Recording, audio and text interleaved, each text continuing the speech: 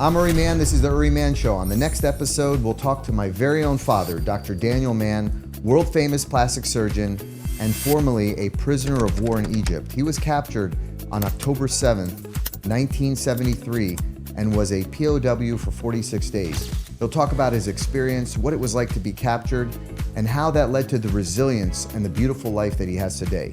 Join us on the Uri Mann Show.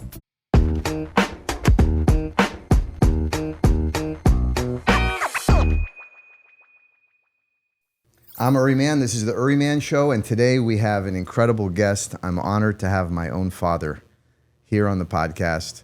People don't realize, but not only are you a famous plastic surgeon that has created numerous new procedures in plastic surgery, you're an accomplished artist. People know you as having built this incredible practice in South Florida in Boca Raton, but you were also a prisoner of war. You were captured by the Egyptians, and you became a prisoner of war in 1973 on October 7th, which is ironic because it was also October 7th. It was the day after the Yom Kippur War started that you fell as a prisoner of war. And what I wanted to touch on this interview, even I remember as applying for college when I wanted to go to the University of Michigan, and they asked me a question in the essays. They said, who's your hero? And I said, my father's my hero. And I wrote an entire essay about my father. And now I get the opportunity to interview you here. We'll talk a little bit about your life, what you've accomplished, and we'll really get into what it was like to be captured, become a prisoner of war, how you got released. And really it's a story of resilience because not many people have gone through something so traumatic and horrible and turned their life around after something like that and become so successful. So I want to touch on how you stayed so resilient and how you created this beautiful life for yourself after going through something so traumatic. So first of all, thank you for being on the show. Of course. Okay, love you, Abba. Thank you. I want to ask you, what made you agree to do this? There's interesting contents that can be brought up in many angles. And I think your questions will lead the way and it may be interesting. So I thought that may be a good idea to do it today. Okay, great. Well, you know what? Let's start at the beginning of your earliest childhood memories. I was born Palestine. in Israel when my parents came over from Europe. Right. They came in 1946? Yes. And you were born in 1947. October 11th, 1946. Yes, you're almost 80 years old. Yes. Similar age to Donald Trump. Yes. Okay. And, you know, when growing up in Israel, I guess, what's your earliest childhood memories of when you realized Israel was surrounded by enemies? Do you remember seeing things on the news as a child? When you are in Israel, you pay attention to what's going on. Mm-hmm. There's no question about it. You listen to the news as a normal part. It's like day and night, the news, they're just as important. And it became clear in time that we have to deal with this, and that would be a thing to expect. Do you remember, was it in Kfar Saba as a kid in high school that you remember? When were your earliest memories of realizing that Israel was being threatened? In 1967, there was the 6-Day War. Yeah, then you were already, you're a soldier, right? Correct? I know. I was there. Yes, I was in 1967 already a soldier.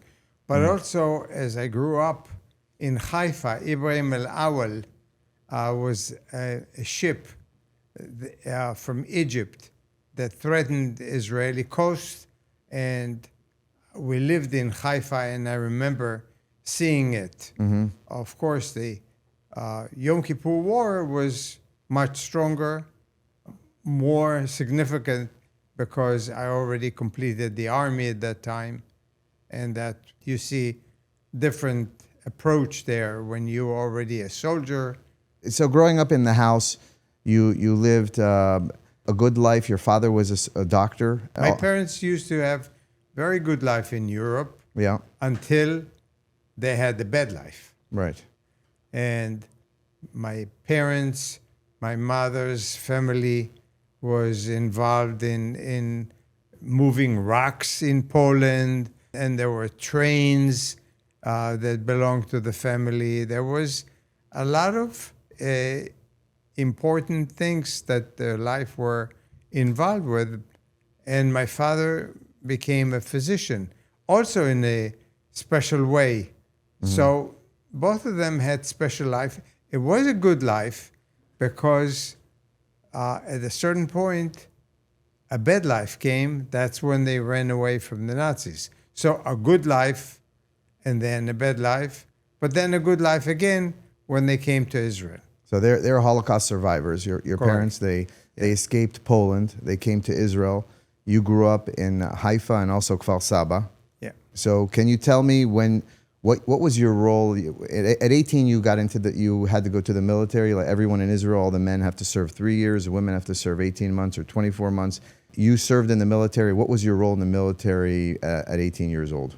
First, I want to touch up a little bit on my father. Yeah. When he went to medical school, he was Jewish, and he got into the medical school, which was difficult to get into, but he was not sitting. He was standing up all the time while he was learning. That's an interesting thing. Yeah, that he went to medical school. Your grandfather, your father, Saba Boris, went to medical school, and because he was Jewish, he wasn't able to sit down in medical school. The Jews were required to stand up. He was kind of a role model for me as he moved his way in Israel to become a higher and higher physician, surgeon, moved from one place to another.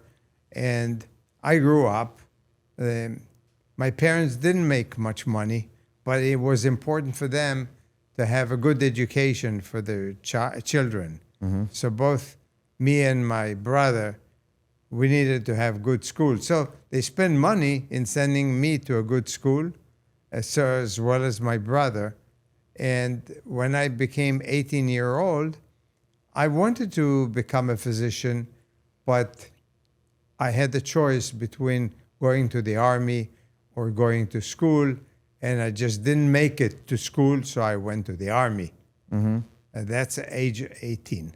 Okay, and what did you do in the army? What was your role there? I volunteered to be part of the jeeps. They go in front of the tanks. It's called patrol. Right. Sayeret in Hebrew.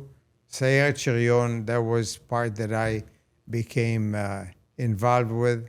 I told my parents that I want to volunteer. They had to sign that they allow me to volunteer. What I did... So those patrol jeeps would travel in front of the tanks to see where the enemy is? Yes. Okay. But initially, it takes a whole year before you can get on a jeep. That year, you walk all the time with men. Training? A lot of training by walking. So that was exciting because it was physical, and there was some things that were not very clear if they're very safe. Some of them were not safe because they're already small skirmishes that we were involved with. But the real war came after I went to the army, when I went also to medical school. Let's stick to the first time that you were in a war, which is in 1967. So you were already a soldier, and basically the 6-Day War broke out. In that war, you served as a patrol on a jeep? Yes. You did? So you would travel in a jeep in front of a tank during the war? Yes. And we went into portions of Jordan. You went into Jordan? Okay. Into the parts that were not totally Israeli, but we had to clear up some areas where we had enemies. I went then to volunteer in the kibbutz. That was a good time. The war was not bad for me because I remember good things about the 6-Day War. So during that war, did you see anyone die? Were you involved in any skirmishes? No, I was involved growing up in preparation for war. Yeah. I know that the night before, or a few nights before, you had to dim the lights of the houses by putting some blue color on the windows of the cars too, so the light would not be strong, so the enemy would not see the cars or the houses from far away. So it was knowing what war is, but I was not involved in it physically like the 1973. So the war after 1967, when it ended, Israel won the war, clearly, right? And Yes. And The Six-Day War was clearly where Israel won it. the general public, they felt at that point that Israel was more, that they feel Israel was more invincible, like difficult to defeat. Did you feel after the 1967 war, you went to medical school? Did you feel at that time that Israel was going to be relatively peaceful because Israel had such a stunning victory in 1967? What was the mentality like? Were you worried, or you were just living your life? I lived my life through my parents. My parents came to Israel thinking there will be no more wars. Mm-hmm. And there were songs about it, that this is the end of the wars, but it wasn't. Right. After the Holocaust, they came to Israel. They felt like they're going to be able to live a life without war. Yes. Okay. But it wasn't like that. It Right. was still, you went to the army, you had to expect things along the way. And these are the two wars that we mentioned. The Six-Day War and the Yom Kippur War were two wars Yeah. that, unlike what I expected it to be smooth, we were involved with wars. Okay. I'd like to talk about specifically what happened to you. So, first of all, before the 1973 war, let's talk about that. Before Yom Kippur War, you were a medical student. Is that correct? Yes, I went to Tel Aviv University. Okay. What you got a degree, an MD degree? I went to the first class of Tel Aviv University in medical school. Okay. And I became a physician. When I got the diploma at the end of the school, I couldn't get it myself from the school. I had to send my father to get it. Why? Yeah. Because I was in captivity. Oh, you're already a prisoner of war. Yeah, Okay. yes. But we'll get into the fact that you're a prisoner of war. That's what I want to talk a lot about, a lot of detail. But you were a medical student. Did you get married while you were in med school? Yes. You did. Okay. So you met my mom, your wife, in medical school. You got married. How quickly did you get married from the time that you met her? How did you meet my mom? I met Dina actually through my father. He went to the medical school where there was a celebration. Dina's father, Professor Fried, was also there. They discussed between them. But Dina was with them together. My father met Dina, and when he came back home, he mentioned that to my mother. I overheard it. What did he didn't mention? give up. What did he mention to your mother? That he met a very nice girl, and her name is Dina. She's the daughter of Professor Fried, and that's all I heard. So your father came home from an event where he met Professor Fried's daughter, which is mom, and he said to your mother, to Lucia, he said to her, to grandma, "Hey, I was at this event and I met Dina, a beautiful, nice girl, Dina." Yeah. Okay, and you heard that. I just heard that They didn't tell you that. You just heard them. No, I just heard it from one room to another. What did you do with the information? It just got engraved in my brain. Okay. I didn't give up. Yeah. It was when the sunlight came over, I checked how I can get that name, Dina, the daughter of Professor Fried, and I found that Professor Fried, had a clinic somewhere in Tel Aviv. I called that clinic. Well, you opened the yellow pages and you looked. Yes, through the yellow pages. They have such a thing in came Israel? the number. Okay. Right? And I called and asked if I can speak to the daughter of Professor Fried. You know who answered? The grandmother. Okay. She answered, and she said that Dina is in Jerusalem, and I asked when she'll come back. Somehow, it was another week and another week. But when she came from Jerusalem, I decided I'll go and meet her. I called beforehand. Yeah. Okay.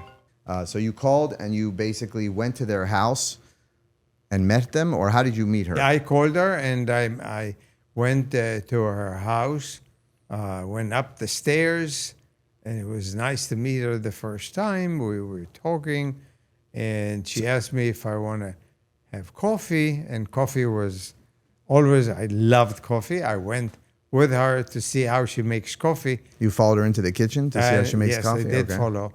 And it was very... Why? Because you wanted the coffee a certain way, or why did you go to the kitchen? Because there was no other way of doing it. Uh-huh. Okay.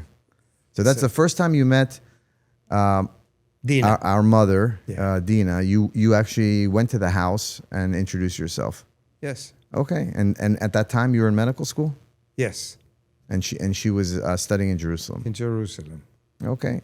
So how you finished medical school, and before the war broke out, once you finish, people don't know, but in Israel, men who serve in the army, they do 3 years of military service, but then... I did a little less, 2 years and 6 months. But after you're finished with the regular military service, you're then on the hook to do what's called reserve duty every year. Yes. Every year for the next 20 years. How long do you have to give to the army every year? Is it 2 weeks? Until your age of 50 or so. 2 weeks, 3 weeks, 4 weeks every year? About 2 to 3 weeks. Okay, so 2 to 3 Depends on the occasion, what's happening. Right. Sometimes miluim would be longer. So it depends what the role is. Yes. Also, so you were required to give the military 2 to 3 weeks every year, and somehow in September, October of 1973, before the war broke out, you're a young doctor.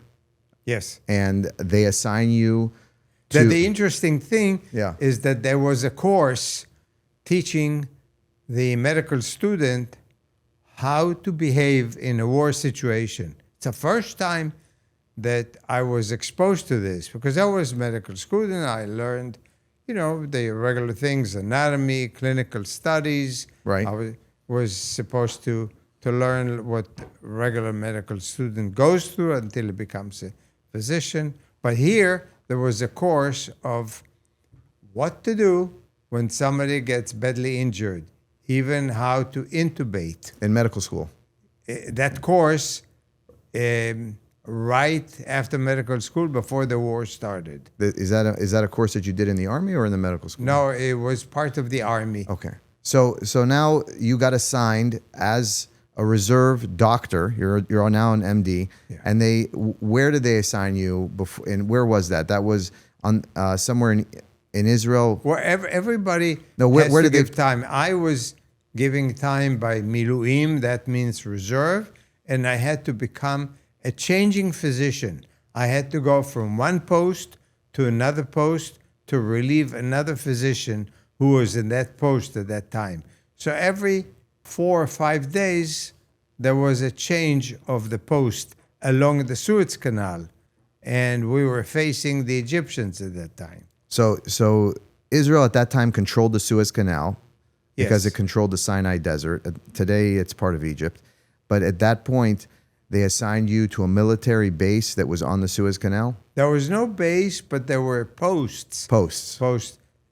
You can imagine that these posts had to protect soldiers when they're there. So you imagine that there were a lot of stones with a net around holding the stones in a shape. And we would go down into the bunker, and we would sleep there at night, go during the day into the opening. That was all before the war. It's a bunker, really a bunker with a bunker, military post? yeah. How many soldiers were there? The name of that bunker, the one that I was at the end, was called Mifreket. How many soldiers would typically be there? Usually around 18 of them. Okay, so now we're getting into where you were before the Yom Kippur War started. So you're at this post that has a bunker where 18 soldiers can live, and they have bathrooms. There's a kitchen, I guess, right? What's the situation like living there? There's no real kitchen, but there's all kinds of instruments that you can communicate with with your own facilities in Israel. You can ask questions. You can be given orders.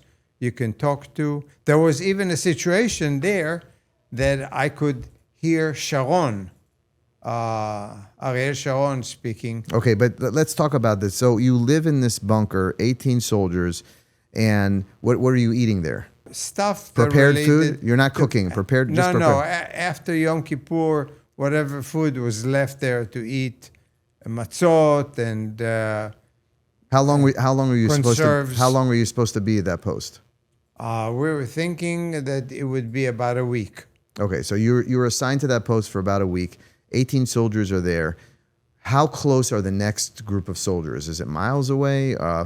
Meters away? It would be about 20 kilometers away for the So next post. the next group of soldiers would be 20 miles away? 20 kilometers 20 away. kilometers away. Okay, so that's like 12 miles or so. Yeah. 12 miles away are the next group of soldiers, so you can communicate with them with radios. And what are you looking at, the Suez Canal? You would go out You could from see the the Suez- bunker that I just Yeah. told you, Yeah. and you can see water The Suez moving Canal. from one direction to the other direction, and some fish, and That's the Suez Canal. that's the Suez Canal. Okay, so on the other side of the Suez Canal is Egypt. Yes. All right. So you're at this bunker, and I want you to think about the details and describe the details of the first moments of the war. When did you realize that the Yom Kippur War was starting? What did you hear? You were in the bunker. Did you go up? Did you exit the bunker and look? Were there bombs? What was happening? There were many times they would go out from the bunker to see what's around, and then we'd come back. Right. Where at a certain hour, it was around 10 o'clock in the morning, we were told, keep an eye, a new war of attrition will happen. So on October, that's a Saturday, October 6th. It's Yom Kippur.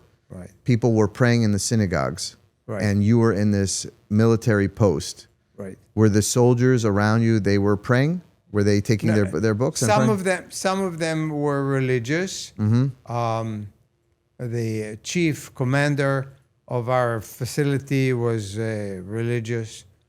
He got killed. And there were others who were religious, but we were very tense because we were told that this will occur within 2 hours. Somebody notified you before the war started that the war is starting in 2 hours? Yes. Okay. And at that point, since the war was starting in 2 hours, what was the plan? To stay at the post?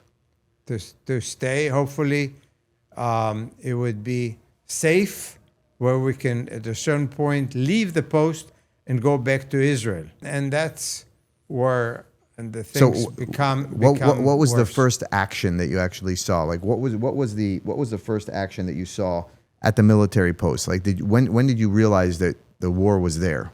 Did they start bombing the post or around 1 o'clock in the afternoon on Saturday, on Yom Kippur? Yes. Uh-huh. Even though we knew that a lot of Egyptians are on the other side of the water, and we notified that they're there, nothing was obvious before it started. And at 1 o'clock, you heard this kind of sound. A lot of bombs were falling all around us. All around you. And it never stopped for a long period of time. So before the bombs started flying, you didn't see any Egyptians? No. You just, all of a sudden, bombs were dropping next to you? Yes. At the post? And did people in your... we'll get into some details here. I know I will do a little correction. We did notify back that we see a lot of Egyptians preparing for something for the last 10 days or so, but nothing was taken into consideration to do something different, to behave different. So we behaved the same. Only at that time, when I told you that the bombs started falling, everything changed. Right. Did soldiers in your post die from those bombs? 6 of them were killed. 6 of them were killed? And these 6, one of them was pulled when he was badly wounded into the bunker, and I tried to intubate, but make sure that he can get some breathing, but that was not good enough. He did pass away Right. from being badly injured. The other 6, managed to escape with the coming tank. Yossi was the guy in charge of the tank. He came twice, and they got on the tank, and they were ready to go back. I always had that question and doubts in my mind whether I should go on the tank too and leave the post. And number one, we were not allowed to leave the post. There was no such thing as leaving the post if you're not injured. So the other thing that was in my mind is, how do I know that I'll be able to pass it all the way 10 kilometers through the desert? I may not be able to make it. The tank would be bombed by the Egyptians because they already crossed the water at a certain point. After 1 o'clock in the afternoon, when you still heard a lot of these sounds, The bombs. never stopping, the Egyptian crossed the water, climbed up, and got onto the top of our bunker. Mm-hmm.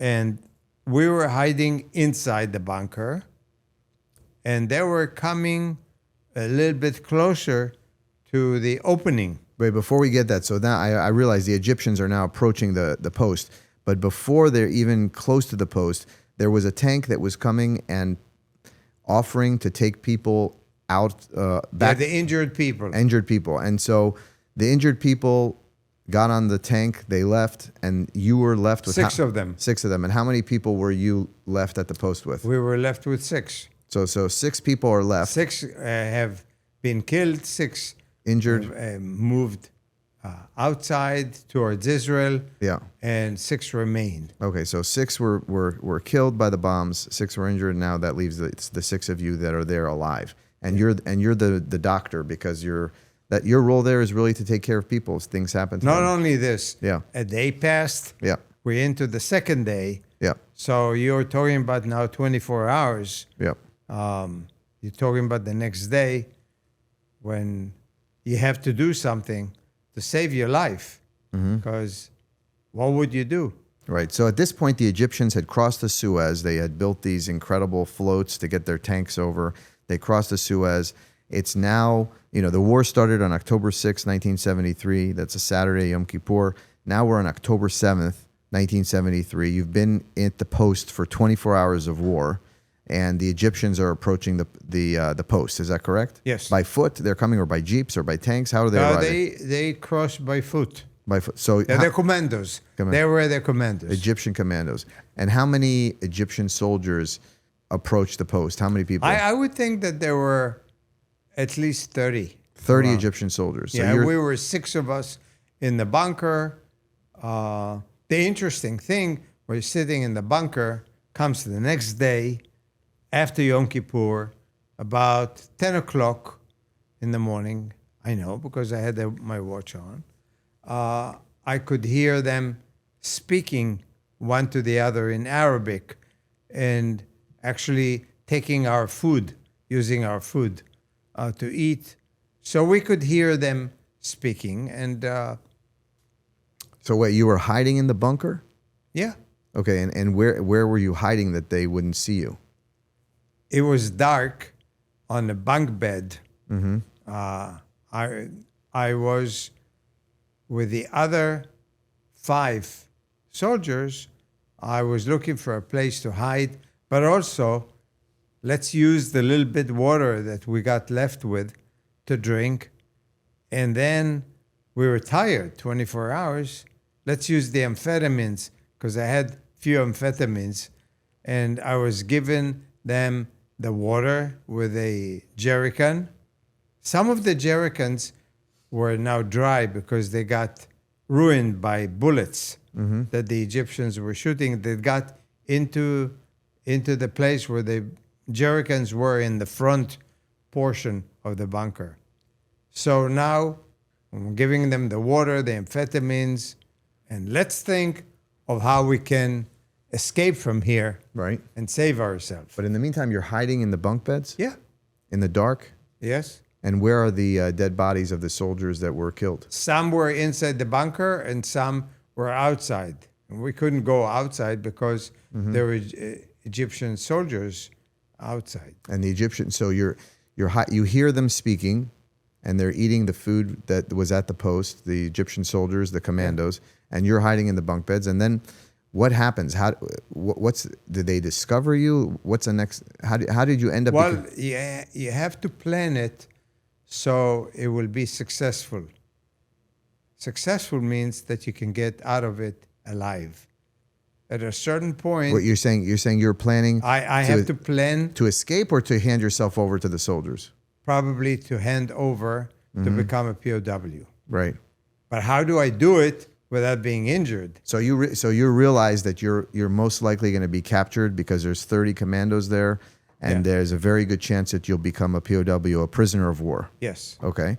So what happens next? Before that even, Yeah.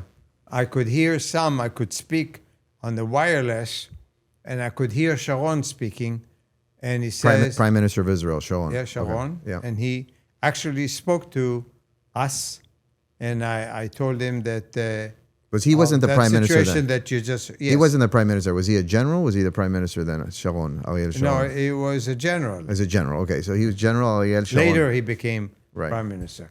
But at that point, he told us not to worry. They'll come over. They'll save us.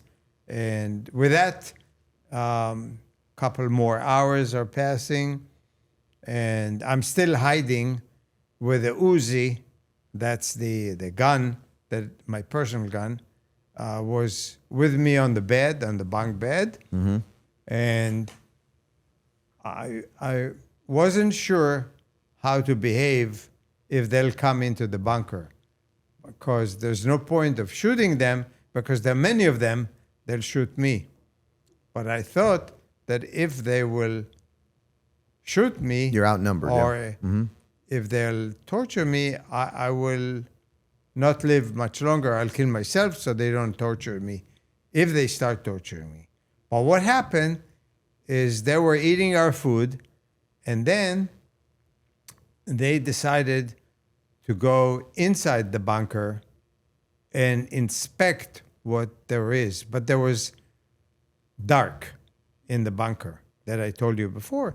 So they came in with lighted newspaper, and they saw that there were some bottles of saline, but they didn't know it's saline. At that time, IV fluid was in a glass bottles, tall like this. Mm-hmm. And they kicked them, so they made noise, glass noise, and they ran outside telling their friends that there is champagne. They cannot say the word P, so they say B. Champagne, meaning champagne. Champagne. Oh, so they thought the bottles were bottles of champagne. Yes. Okay. So they ran back, the first one inside, second one after him, a third one after him, and they coming toward the bunk bed where I'm laying with a gun facing me. So the first one puts his hand over my right leg that is over the bunk bed. And then he moves the right leg, he moves his hand a little further towards the center of my body. At that point, I know that my chances of staying alive is less than 0. Let's make it plus. And what I did is I jumped. I frightened him. I jumped in front of him, and he got so frightened that he ran outside. So 3 of them are running outside into the opening of the bunker, and I'm running as a 4th one. And there was in the center the head of the commando. He was chunky guy, Egyptian. I got hold of him. That was my instinct, to get hold of him, not to go away from him, because if I'll be away, they'll shoot me. So I got hold of him, and they stopped shooting at that point. Even though they were shooting toward the center, they were stopped shooting towards the commander. They didn't want him injured. And So wait, so you ran after the 3 soldiers and you grabbed the the commander, which was in the center. Okay, you hugged him? Yes. And I told them I'm a physician. I told them my name, that we have guns, ammunition, and if he gives us time to escape, we'll go out with the guns, and it'll be fine. So you told them there's other Israeli soldiers there, and we have 5 more soldiers, we have guns, ammunition. We ran out of ammunition, so he says to me in English, he'll give me one. He knew English very well. I'll give you 1 minute. You tell him to come outside, and then I'll give you your life. So I spoke to them first in English and then in Hebrew, telling them we will be given our life if you go outside with the guns, no shooting, and the Egyptians are about to take us as a POW. And indeed, they got hold of us. They put us on the side, laying down. They took my watch, and I was left with the glasses and with a wedding ring. But then I was taken as a POW. That's the story of becoming a POW. That's how you became. So just to understand, he touched your leg, and then you jumped. He was scared, thinking that He thought that maybe it was a dead body. He thought that you were a dead body, so he touched your leg. The leg, thinking you're a dead body, and then as soon as he was touching you, you jumped. Yeah. And then they ran out of the bunker, and you ran out after them. Right. Okay. Next thing you know, you're now captured. You're a prisoner of war. You're a POW. You're laying on the ground. How did they? How long were you in the? How long was it until you left the bunker? They took you back where? When I was captured, they have doubts about me that I was a physician. They kind of didn't believe me. Oh, you told them that you're a doctor? Yes. Mm-hmm. So they took me to a top of Jabla, of like a little hill. Mm-hmm. And there was a place I sat there, and they brought their own physician. And he said, "Are you a physician?" And I told him what I went through, that I'm a physician. I finished medical school. So I said, "Okay, I'm going to test you now. Tell me what are the diuretics and give me some examples of that." So I told him the role of diuretics, what they do for urination, to take out fluids, and I gave him Lasix as an example. And after this, he believed that I was a physician, and they took me to a Jeep, put me on the top, and we traveled through some areas that had a lot of missiles against airplanes. We passed through them. So wait, they took you from this post in a Jeep. You crossed the Suez Canal? Yeah, we did cross the Suez Canal. You crossed the Suez Canal on the Jeep, and were the other soldiers with you, the other 5? No. Just you were alone? They were coming after me in the same situation, but not with me. Okay, they were in another Jeep, a different Jeep. Yeah, you weren't with them. So you're alone. How many soldiers Egyptian soldiers are with you when you're traveling in the Jeep? Many? There are just so many of them. Yeah. Incredible. Are you handcuffed or how? Or yeah, I was. They didn't have handcuffs, so they used electric wire to tie the hands. Not and the feet too, or just the hands? No, just the hands. Okay. And they took you. How long were you in the Jeep when you left the post after the Suez? How long were you traveling? A couple of hours, because they took us to a place where there would be also a truck, and they threw us onto the truck, where we sat in the truck or lay down or whatever position we were put in the truck. About 20 of us. And they took us through a city before Cairo. There's a city that we passed, and then we ended up coming into the outskirts of Cairo into a prison. To a prison. So there were 20 Israeli soldiers with you at that time? With the truck, about 20. 20 that were captured. But in the prison, there were a lot more. So there are 20 Israeli soldiers that were captured. You're on this bus, so they take you to a prison outside of Cairo. No bus. It was a truck. A truck outside of Cairo. And now they put you in the prison. How many are you in a holding cell with? It was a separate cell. No, the windows were not even windows. There was a little opening on top of the wall, very small one. So there's no real window, and that was several days until nobody knew that I was alive, and only now comes the situation where I'm taken out from the cell, put in a Volkswagen car with the eyes closed and the hands tied, and taken into Cairo to a place called El Aram, where they have also newspaper and TV. And they're interviewing the ones that were captured. A friend of mine who was a pilot, and it comes my. So how many days were you a POW at that point when you were interrogated on television? About a week. A week. So for a week, nobody knew you were alive where you were in Israel. No. And because the base was overrun and there was no more communication with those soldiers, everybody was captured. You negotiated the capture. You went to a jail outside of Cairo, and now you're going to be interrogated. This is the first time you're interrogated? Or did they interrogate you in the prison cell? The interrogation was every day, at least once, sometimes twice. Various kinds of questions.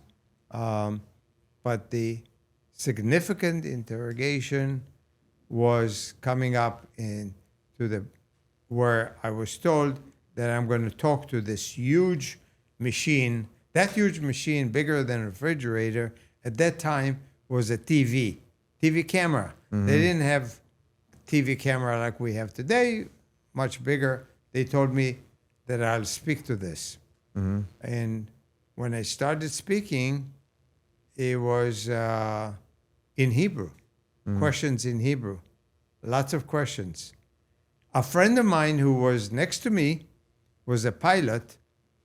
He was sitting and being asked before me. He was asked the question, tell us how you with your airplane fell down into Egypt. He said, they shot me from the ground. So they stopped him and say, stop that.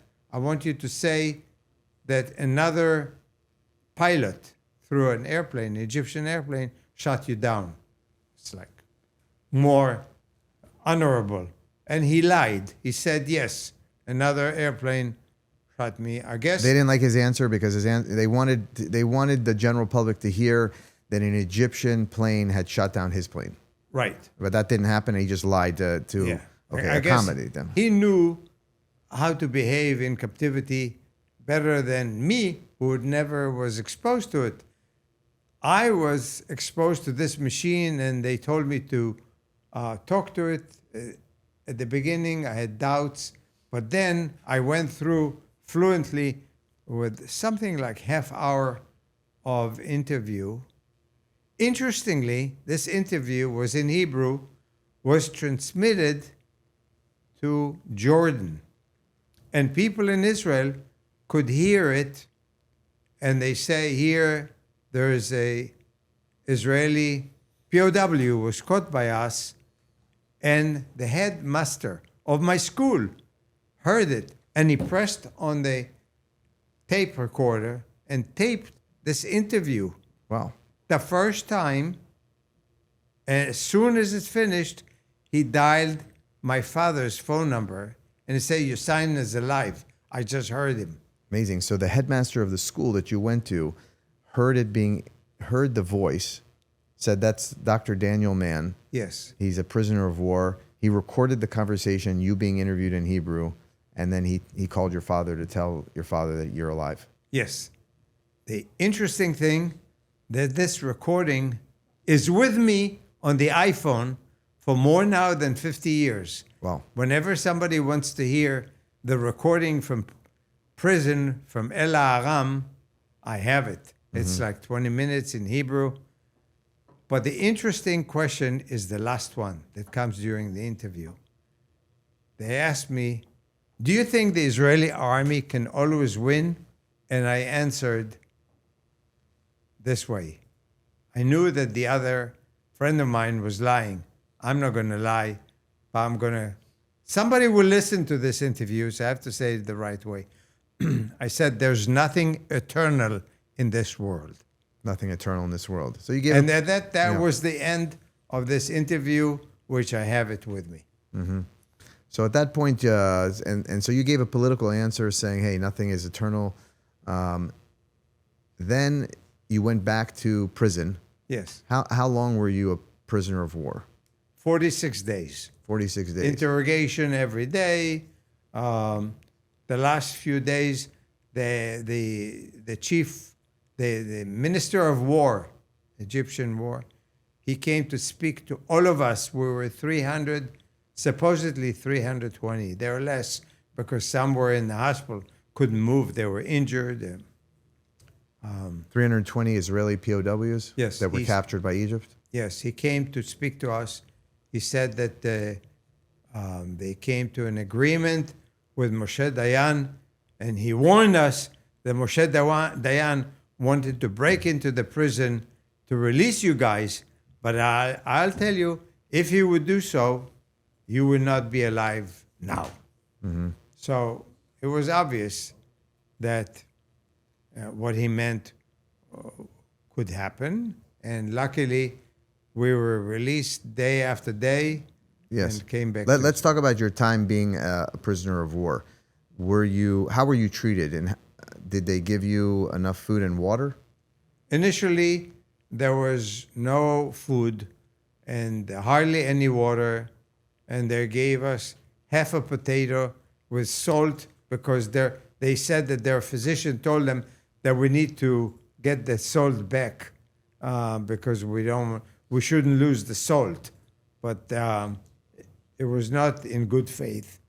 It was in order to make you more thirsty. Anyway, there was a period of time that was very similar with no food, no water. I decided to let them know that I have a tendency for kidney stones. And I said that it's documented in Israel. They took me over to a place where they do x-ray. They didn't see anything, but they decided to move me into a place which is not hospital, but pre-hospital, where there was a little bit cleaner, but that's about it. How did you keep track of the days that were going by? How did you know how many days you were there? I had a wedding ring. Okay. And the wedding ring was made of gold. And I took it out of the finger, and I was writing digitally on the wall, which was painted. And gold on a wall that is painted is like pencil.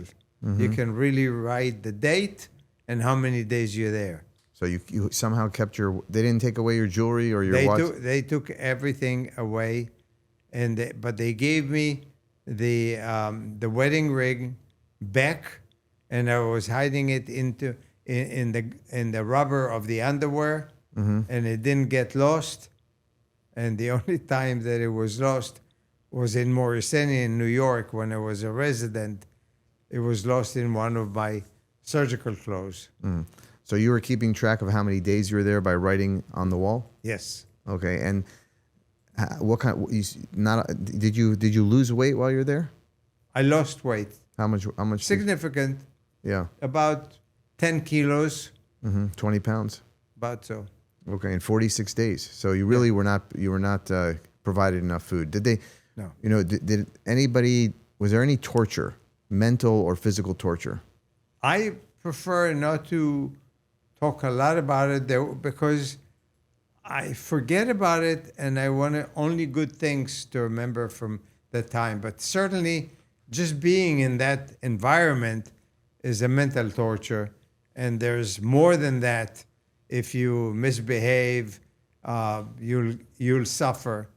So I would say that the best thing that happened to me is that I overcame this, and in my brain, I said, there's nothing hard in life to do anymore.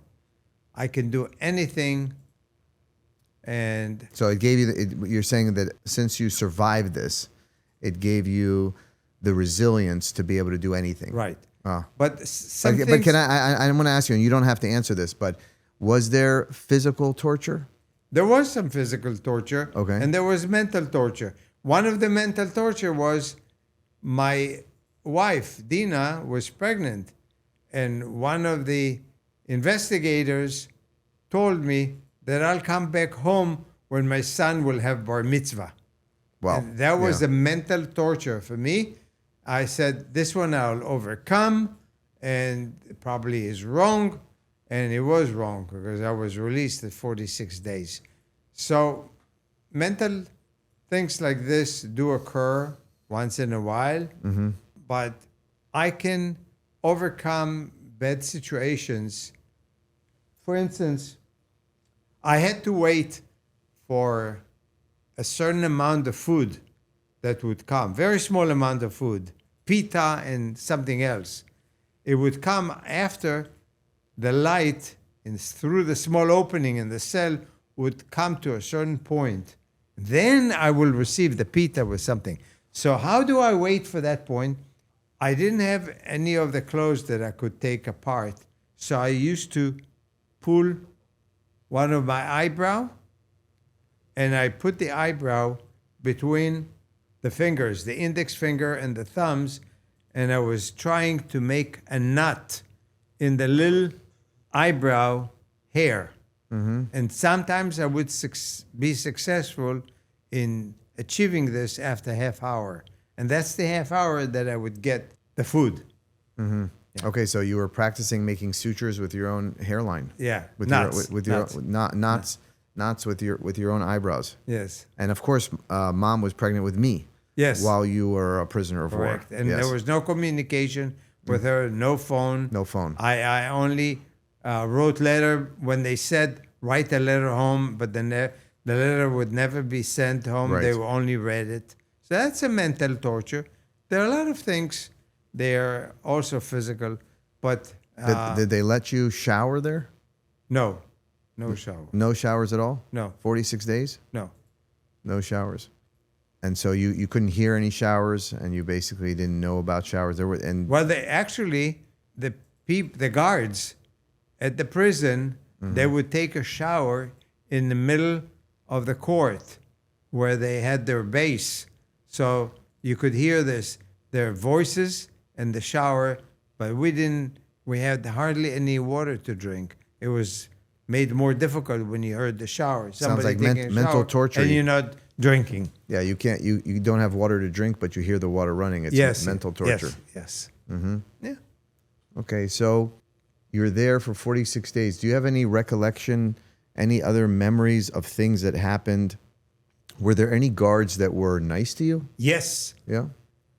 Exceptionally good situation, like guards that were bad, but here is a guard that passes next to my cell, and he would open the small opening and throw me a date to eat. Wow. Okay. A date was it was very nice of him to do this. There was also another guard that is probably not alive anymore. He was older than me, who was a physician there, and he was very nice to me. And he made sure that he talked to me from time to time. We would discuss few things. So Did you have any idea what was happening with the war while you were prisoner of Yes. war? I knew what was happening because new POWs came in and they said, we are over the Suez Canal. Sharon crossed the water. We're in good shape. And that was a good sign for us. How many days was that? That was a couple of weeks, about 3 weeks that we heard it. So after being a POW for 3 weeks, you heard that. Yes. And but you didn't have access to, you didn't have any newspaper, or you didn't know what was going on. No. So were you thinking there's a chance you'll be there for years? There could be a thing like this theoretically, but I was not believing in it. I was believing in good faith that I will be released and I will go back to medical school or to residency, something like this. I always had positive look into this situation. I didn't lose my hope. So you kept hope, thinking that you're going to be released any day? Like, what were you thinking? Yes. Maybe it's tomorrow, but while you're there... Maybe tomorrow or day after we'll hear some positive things. And the 46 days really came. As I told you, the Minister of War, Ali, he came to talk to us. And that was when he said that we will be released one after the other. One day after the other day for the next week or so. And I was released a day before the end, and we were taken into a small airplane. I'm sorry, a big airplane, but small group, where the Egyptians came from Israel, about 5,000 of them. They were released in the Egyptian airport. We could see it.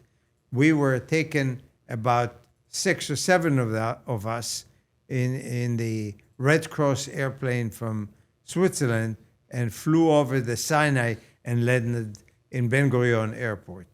So when you were at the airport, you could see the Egyptians that were captured by Israel being returned to the Egyptian airport. Yes. While you were getting on a plane to go back to Israel. Big difference, because the Egyptians, where they came to Israel, they were collected into a group and taken back to camps.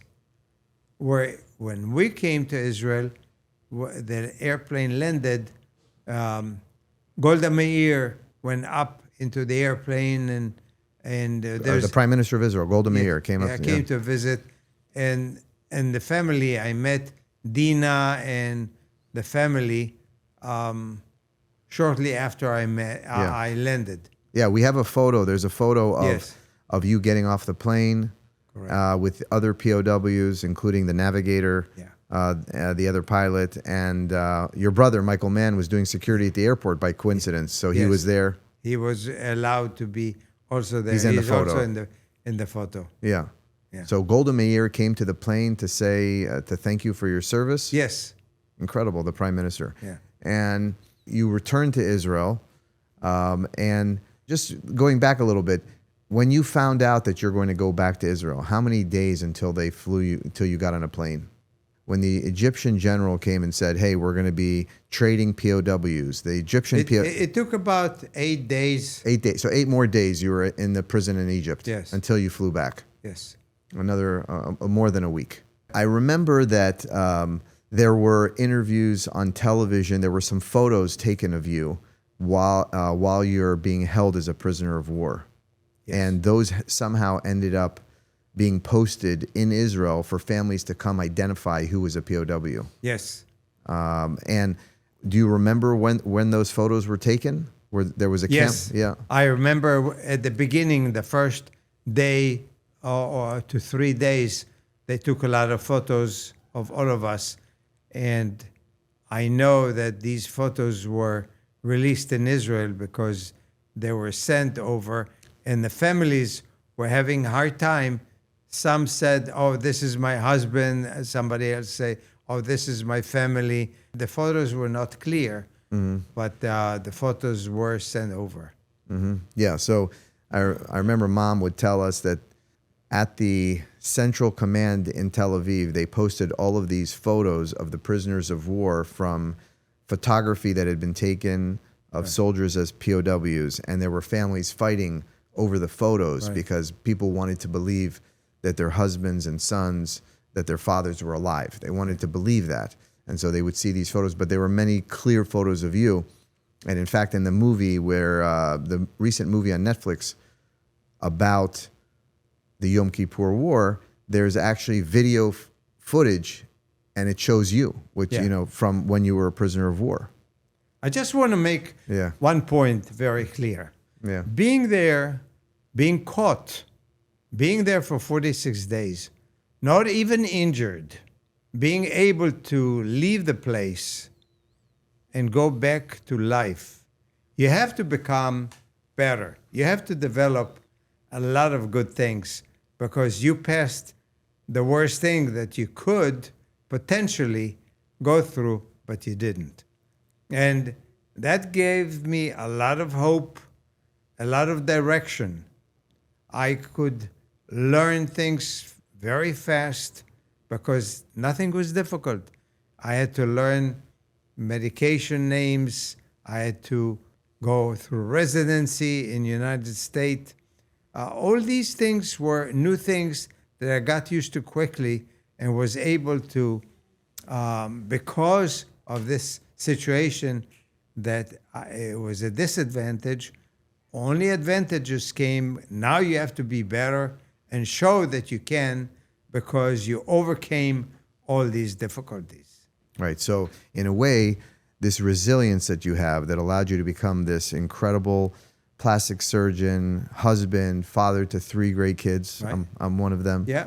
A lot of it comes from the fact that you went through this horrific experience, a lot of trauma, and it gave you the resilience to become who you are. Because looking back, any challenges ahead of you after that point in time, you said, I've already been a prisoner of war. I was already captured by the Egyptians. I was already told that I may not see my son until he's 13 years old. At this point, I have a beautiful life ahead of me. Nothing can stop me because everything else going forward should be something that I can take on those challenges. Imagine that for some reason you're in almost a very bad accident, auto accident, but you get out of it and nothing happens, not to you, maybe not to the car.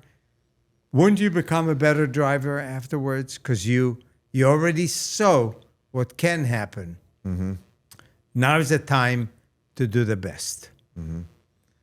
How do you think, other than giving you this motivation, how do you think being a prisoner of war, this experience, changed you?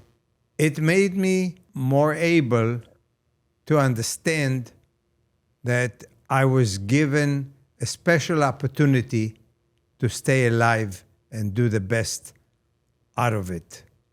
So I can maybe learn more, understand more, spend more time in reading, in learning, in exercise, in family, do the best for the family, and make sure that nothing like this happens, not to me or to somebody close to me. And that's what I live with since then. Yeah, so, it's interesting. You actually became a prisoner of war on October 7th, 1973. October 7th, 3 years ago in Israel, we had this horrific attack by Hamas. Many people were, over 250 people were taken as hostages inside Gaza. Yes. Many soldiers died in the war, Israeli soldiers, trying to liberate them and get those people back. And a lot of people who went through these horrible war experiences didn't have the resilience that you have. They came back with horrible PTSD, and in many cases, we have soldiers that have taken their own lives, past soldiers, hostages that took their own lives because they went through something so horrible that they cannot live with it. Or there's a lot of organizations that are trying to help soldiers and people who have survived these traumatic experiences. In your case, you took this horrible experience and it gave you resilience. Yes. Do you feel like it also gave you a certain level of PTSD? Did your personality change? Do you feel a different kind of stress? I would say that there was a potential to develop this PTSD, but I didn't give it much permission to occur within me. I developed various kinds of things that will keep me busy when I'm not busy. So you find activities to do to keep yourself busy because you don't. Why? Because you don't want to think about the past? Because I didn't want to fall into this vicious cycle of thinking about this opportunity. As I say, this opportunity just made me better because I really didn't fall hard into it. I kind of, it was only 46 days and never wounded. Maybe I can get out of it. We're not being injured mentally. And I believe that I was different because of that. Okay. So let's go now. You get off this airplane, you're back in Israel. Do you remember your first day back in the state of Israel after being a POW? Do you remember what it was like? Did people what was the reaction of people when you arrived in Israel? It was, being back in Israel was very emotional. I went through something that was known to other people as well, by name, by photos. When they saw me, people had a lot of love for the situation. If I lost a watch, I was asked by people who had watches, like a store, to come because they want to give me a watch as a present. Oh, really? So you became kind of a celebrity in Israel. The people, Yes. they knew that you were a prisoner of war that had come back from Egypt. Right. And they wanted they wanted to help you. Whatever was lost, they wanted to replace. So I feel better. They felt better. It was a big ceremony. It was a big, huge opportunity to get back with my friends who didn't go through this, to tell them the story. And I really was very thankful to how I was accepted back in Israel. And did the Israeli government help you in any way? Like, did they provide you with psychological? Initially, the Israeli government was not familiar with this situation. They didn't expect the POWs coming back, and they didn't have the knowledge that is so prevalent today. I mean, they do know about what to do for people who suffer. So I had meetings with a psychiatrist who was a teacher of mine, and then another psychiatrist in Israel. And it was my belief that they did quite a bit to make the life easier back the Israeli army and the government. And indeed, I thought that maybe I can help other people who were in similar situation. And together with other friends, we went overseas to try to help somebody else who was in captivity. And that's how I came to United States and found also for my what happens with them who was in captivity. I found information. He was in Syria at that time and later on was returned to Israel. So it was because of the information that I brought from my trip to the United States that I was able to get that information. And they told me to stop looking for this guy because if you have so much interest in him, maybe he's special, we should keep him longer. We didn't want that to happen. And he was released also from Syria as a POW. But I did find my place in residency in the United States, in New York, and then later on in the University of Louisville, and finished residency, fellowship, and opened my practice in 1980. You're in Boca Raton, Florida. In Boca Raton, Florida. What made you leave Israel after the war? I always wanted to come to the United States to learn plastic surgery. From young age, I wanted to be a physician. But as I grew older, it became more clear. But at a younger age, first, I wanted to be like maybe on a ship, become a captain or something like this. That was age of 8, age of 9, 10. But as I grew, I wanted to be more a physician. And when I was able to finish medical school, I had by taking a test, ECFMG, I was able to come to America to do residency. I knew that the residency would be superior in a way. I went through, as well as fellowship, and then decided to stay in America for my practice. Right. So you developed this incredible practice in Boca Raton, became a nationally famous plastic surgeon, internationally famous plastic surgeon, real Dr. Boca on Instagram. Celebrities came to you to have plastic surgery.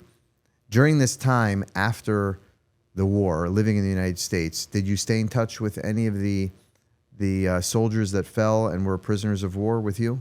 I did stay in touch with a friend of mine that recently we got our connections back together, but many of them didn't. I lost communication with them. The 6 of them that were sent back on the tank, I lost communication with them. I tried, but I was never able to. I did keep in touch with a person that I helped him during captivity. I was a physician, and I had to sign a form that allows him to have surgery. I became in touch with him later on in Israel. Mm-hmm. In the United States, also, you're an accomplished artist. You're a sculptor. You're a painter. Does your experience in any way impact the kinds of things that you paint and sculpt? No, I don't. In painting, drawing, sculptures, I like to do happy things and things that are very photographic and with the rich colors. That always, I thought that was the thing that drove me. I thought that when I look at the work of Monet, I thought Monet is the one that I can learn. And I studied from various kinds of artists to see what they have to offer. And I was able to learn how to paint oil painting from various painters. It was very useful to learn from people who had more experience than me. Mm-hmm. Now you're living in Boca Raton. You're a medical director of a few medical spas. We're constantly watching the news. All of us in the family, we're very concerned about what's happening to Israel, the conflict with Iran, the Middle East. What do you think Americans need to know about the Middle East conflict? Are you hopeful? Do you think that, what's your opinion about things that are going on right now? I was concerned as anti-Semitism comes to the surface very easily, especially among the young generation. Mm-hmm. And whenever I meet people who are not familiar with the truth, or they don't know how Israel was founded, and they say all kinds of things that are far from the truth, I want them to know what actually happened. I want them to know that United Nations gave Israel and the Arabs a point in 1946 where they can share the country, and there was a place for Israel and also for Arabs to live. And the next day, 5 Arab countries, their leaders, decided to actually go to war with Israel and throw the Jews back to the sea. And it was only because of that the Arabs ran away, the Palestinians, from Israel. Not Israel started the war, but the 5 Arab countries started the war. Mm-hmm. It was not the fault of Israel. So what Israel, when it made the country, it was made for Israel, for Jews, also non-Jews. But if they would know the truth, maybe they would not hate us as much. Although we were successful in building a beautiful country, they need to learn that the fault is actually by the Arab countries that started the war against Israel, not because of the Israelis. Mm-hmm. So I try to teach that to various people who are not familiar with that, and they blame Israel. Unfortunately, they are becoming part of the anti-Semitism, and I want them to teach otherwise, to know that they're wrong. Mm-hmm. And that's very important to do so. Are you hopeful that there will eventually be a more lasting peace in the Middle East? Yes, I do. Can peace come to the Middle East and Israel only because of Trump, that he actually put a lot of efforts into it together with Netanyahu and many other people, that we may have a chance to get the Abraham Accord alive and get the peace come to the Middle East with a better economy and less wars. I'm hopeful. Is there anything about your story as a prisoner of war that people that you don't really talk about, that people should, that you would want people to know? Never lose your hope. Even when you do something that puts you in a bad situation, don't give up. Keep fighting inside and find out what's the other alternative, what else can be done to be successful. Never give up. That's my message. That's a great message. Okay. With that, well, Abba, Dad, thank you very much. Thank you. Dr. Daniel Mann, plastic surgeon, Real Dr. Boca on Instagram, being here with me today. What an honor it is to interview your own father, a true life hero. Thank you. Thank you. I love you. Feel the same. Thank you.